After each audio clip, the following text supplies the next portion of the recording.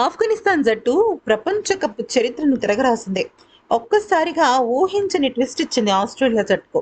Australia జట్టు champions అన్న మాటే గాని ఆఫ్ఘనిస్తాన్ బౌలింగ్ దళం ముందు పూర్తిగా చేతులెత్తేశాయి.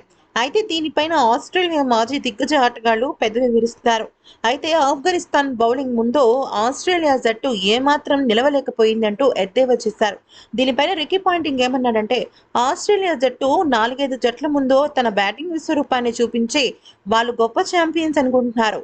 ఆఫ్ఘనిస్తాన్ జట్టు నిరంతరంగా పోరాడుతూనే ఉన్నారు.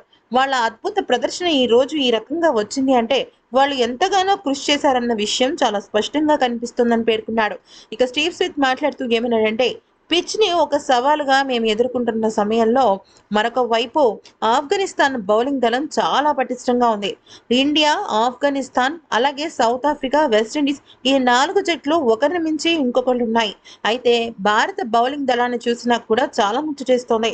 వాళ్ళ యువ ఆటగాళ్లు కూడా చక్రం తిప్పుతున్నారు అంటూ పేర్కొన్నాడు. ఇక షైన్ వాట్సన్ మాట్లాడుతూ ఏమన్నాడంటే, ఈ వరల్డ్ కప్ నిజంగా చిరస్మరణీయమైనది. అందరూ కూడా వరల్డ్ కప్ లోకి వచ్చిన తర్వాత ఈ మ్యాచ్ లో అయితే మా జట్టు ఓడిపోతుందని, గెలుస్తుందని అంచనాలు వేసేస్తూ ఉంటారు. అలా కాకుండా రియల్ క్రికెట్ గేమ్ ని ఎంజాయ్ చేస్తున్నాను నేను ఈ వరల్డ్ కప్ సిరీస్ లో.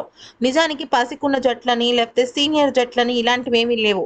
క్రికెట్ ఎవరు బాగా ఆడతారో వాళ్ళకే కప్పు వస్తుందన్న విషయం ఈ సిరీస్ లో తేలుతుందేమో అని నాకు అనిపిస్తోంది అంటూ పేర్కొన్నాడు.